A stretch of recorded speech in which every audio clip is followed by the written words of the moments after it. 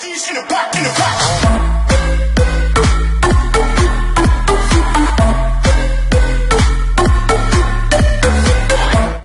guys, this is Ratchet Throw, and today we're going to continue playing Criminal Case 52, Death at the Circus. Let's unlock chapter 2. So, she called the police even before she got killed, so she knew she was gonna get killed. Katia just found out your victim called the police before she died. She said her life was in danger. According to the call log, the line got cut off before Eddie could say anything else, but the interesting thing is that she wasn't calling from the circus. So Eddie knew someone was after her and fled the circus. Hannah, we need to know where she went. I know, that's why I checked the cell tower data and found the call was made from the Wax Founders Wax Museum. Big rip-off, you asked me, but that's where Eddie called from. A Wax Museum? You mean those places where you can see wax lookalikes of celebrities? I always found them creepy.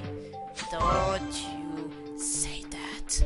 You're right, Catherine. If you are victim went to hide in that Wax Museum, we'd better go and have a look around. Alright, we're gonna do this.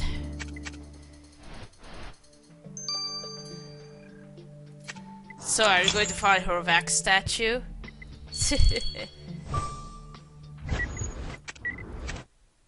Or Benedict. Alright, here we are. What do we got here? Doggy. Cell phone. Okay, that was her phone she called from. Okay, spotlight. Where's it? It's here. Director's chair. There. Cardboard box. Ripped banner. What is it? Oh, this. Okay, there isn't any back statue of her, so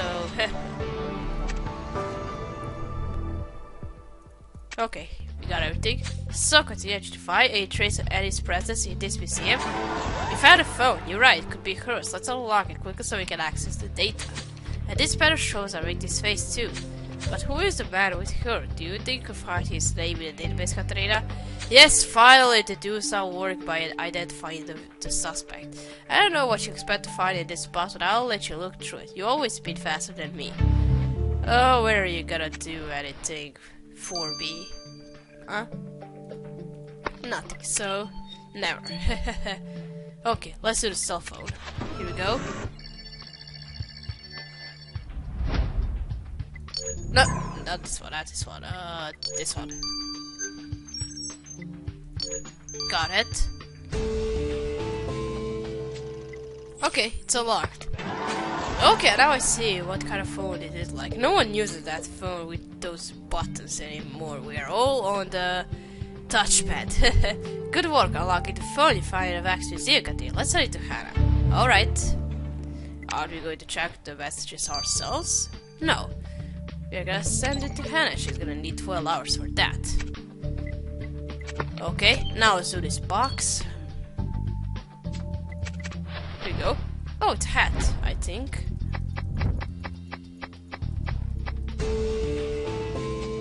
Paradise Circus, alright.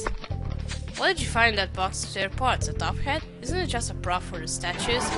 Oh, of course, there's a circus logo on the top. It must belong to Orsino Ziegfeld, Circus Master. But how could his hat have ended up here in the Wax Museum? Do you think Ziegfeld followed Anne here and lost his hat while he was spying on her? Okay, we need to question Mr. Ziegfeld about this. Okay, we're going to talk to this guy again. Okay, he seemed to be really suspicious at first when we talked to him. He just fuck. He just was sad because he didn't have any performer, his performer anymore, but not by knowing her. Okay, I don't know how to say that, but okay. Alright, Katia, let's see if we can identify the man who's with our victim on the circus banner. Alright? Maybe you should stop talking and let me do the work. Oh, you can't. Apologies.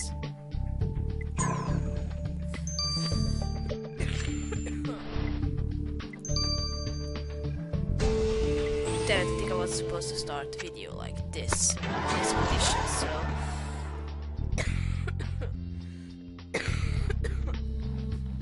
Really apologies for that. I was coughing for the whole week and I wasn't That's why I wasn't able to do more videos, so...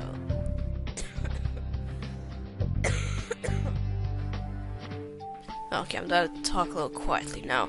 So the man on the circus battle with Danny is another acrobat, a certain Mikey Bolero. He was any stage partner. It really looks like he can dazzle the audience, this Mikey. Shut up. I mean, we must question Mr. Bolero about our victim. Let's go, Katarina. Alright. Oh my god, he's shirtless. But no, he's not anything like that.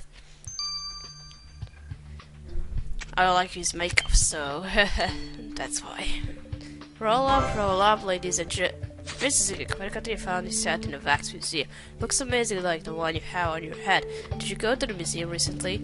Well, as a matter of fact, I did, yes. Thanks for bringing me my spare hat back, Katarina.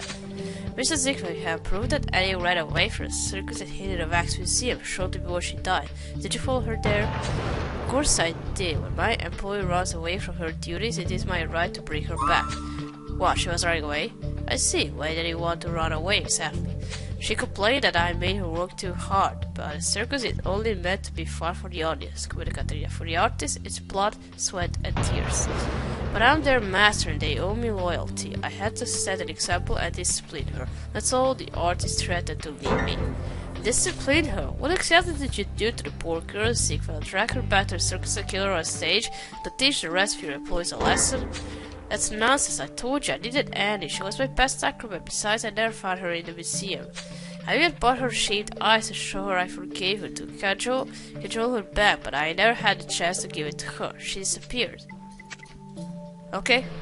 Katarina, who knew the circus was such a harsh world, or Ziegfeld apparently thinks that if the artists are suffering, they don't work hard enough. I tried to explain, but she didn't get far. The question is, who stopped her? Let's keep investigating and find out. Okay, we're gonna do it. Okay, now let's go talk to this Mikey. And he's dead, but that can't be. My life is over.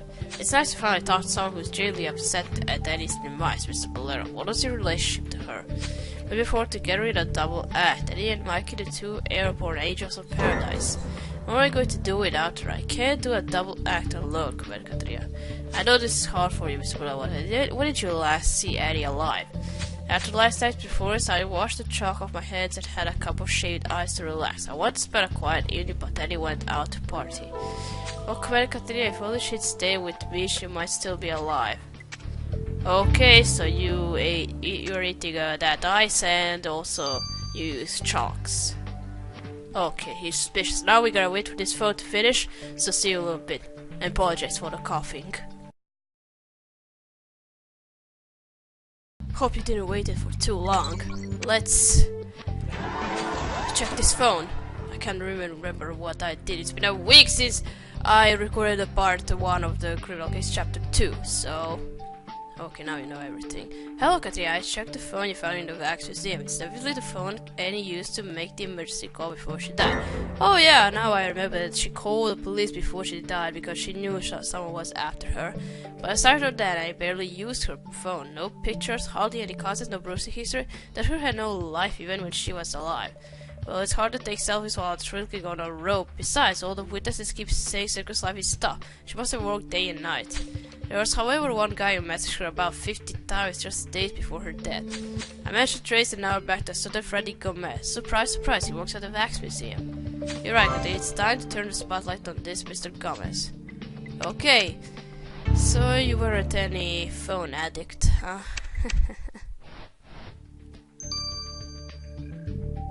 Alright, let's go talk to this guy. Hey, he seems to be very creepy, so why are you doing that with your hands, huh? How may I help you, Katarina? Hello, Mr. Gomez. We investigated the death of Annie Capri. How did you get to know her? I'm a big fan of the circus. I saw Annie perform. I was so enthralled I dropped my shaved eyes. She was beautiful and talented, like an angel. Is that why you kept messaging her? It sounds a bit like harassment, to be honest.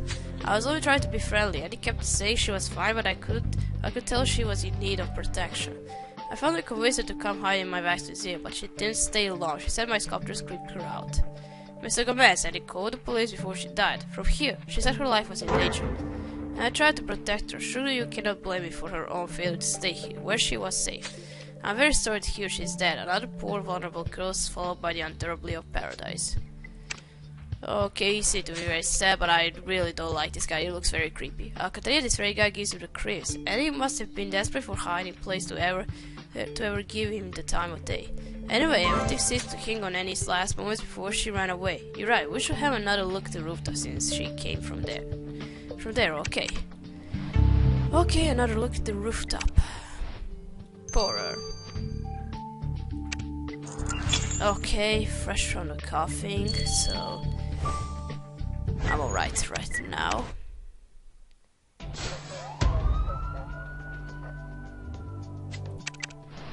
Alright, here we go. What we got here? Okay, top hat. There. X11. There. Mailbox. Okay. We need a password. Wow. If that was a problem for me. Nah. If I could do that in real life, I would hack the school network, for example. Well, I remember that back in the grade school that how was his name? I forgot. Joe thought that I was before becoming the police some kind of criminal because I cracked the passwords in no time, in just a few seconds. Alright, do you think something could be hidden in that big storage box? You have to unlock it to find out. Okay, you picked up a decoration too. A wooden moon, you're right, and his name is written on it. Can you reveal the rest with text? You know I can do everything. Don't ask me. I'm gonna do it. It's what I do. Okay, let's see. What's this supposed to be?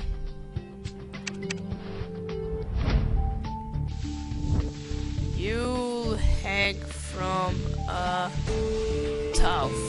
toe cross for this. Do you reveal the writing on the wooden moon you found on the rooftop? It reads, Annie, you hang from a toe cross for this. I had no idea what a toe cross is, but I tried to hang Annie. That's exactly how she died. You're right, Katia, there must be more to this than meets the eye. Looks like a job for us. Let's send the wooden moon to him. Alright. Let's do it to him. I knew it. Nerdy nerd, do your thing, and do it very fast. Alright, now let's do this metal box. Okay, now let's crack the password. And here, there are letters and up on this are numbers. Fuck. What the hell? Alright. Got everything. Great, you unlocked the storage box found on the rooftop. Now you just have to rummage through the contents. Alright. We're gonna do that. Hope there isn't some chewing gum someone threw. Okay, doesn't matter, I just said that. Here we go. Oh, what's that supposed to be? Oh, the piggy bank, huh? Oh, continue, the piggy bank you find in the storage box is cute. Look, it has a clown face. You're right, it's broken, and there's a message written on its side. Coco, I'll pay you back. Annie. It looks like Annie took money from Coco the clown. You're right, but they have to ask Coco about this. Okay, again, this clown who was happy that she was dead. Alright, let's go talk to this clown. He better spill everything. Mr. Coco, you told us last time that you and Eddie didn't get along. She looked down on clowns and made fun of you. But you didn't tell us everything, did you? Oh, there's always more comedy, like when Annie threw a bucket full of ice over me, pretending it was part of her show, just to make fun of my love of shade ice. She thought I was fun. It was funny, but it ruined my makeup. It takes hours to apply this chalk, Americateria. How about when Annie stole money from you, Coco? Tell us how that happened. I've been saving that money for years, Americateria. I wanted to go to drama school. Of course, Annie mocked that too. She said I'd never be an actor. And one day the money disappeared, and so did Annie. All she left was that message of the PG band. She ran away with my savings. Only her adventure ended in tragedy because of you, Katrina will have the last laugh, Coco. Okay, don't you escape this country. Don't you escape the Pacific Bay. Alright, we gotta wait for this message on Moon to finish, so see you a little bit. And we are back, so let's see what's this message on the moon about. Hello, Katia, I don't mean to spook you, but this wooden moon is a very unsettling clue. What do you mean? Did you figure out who wrote that message to Annie? Several elements show that it was the killer. First, there's a threat of hanging, which is how Annie died. But the choice of the moon and the Greek letter tau is also significant. They are both ancient symbols of death, destruction, and madness. Then it struck me the killer was using tarot imagery. The tau cross refers to a card called Hanged Man, and the moon is another card. So this killer used these ancient tarot card symbols to threaten her? Exactly, the cards have very complex meanings. It could be betrayal or revenge. All I can say is that the killer knows his tradition very well. But Katrina knows the tradition of arresting killers even better. I'll write down this new evidence. The killer reads tarot cards. Wow. Tarot. What the hell is that killer? Katrina, this case is such a roller coaster. We learned that Annie was afraid for her life, so she decided to leave the circus, which made the ringmaster very angry. Apparently, Siegfried rules the circus with an iron fist, though he claims he didn't do any harm. Annie stole money from Coco the Clown to finance her escape. Coco wasn't amused. She then sought refuge at the Wax Museum with the help of Freddy Gomez. She sure makes my skill grow. But is he a killer? Oh, hey there! You two are back. Long time no see. Go ahead, Katrina. We had to talk to you. It's a matter of life and death. Oh, okay, what do those two want? They want us to play too, huh? Well, that would be great. So, alright, guys. We're gonna stop here. We're gonna continue playing Chapter 3. And thank you for watching. Don't forget to leave a like to this video. I'll see you again. Goodbye.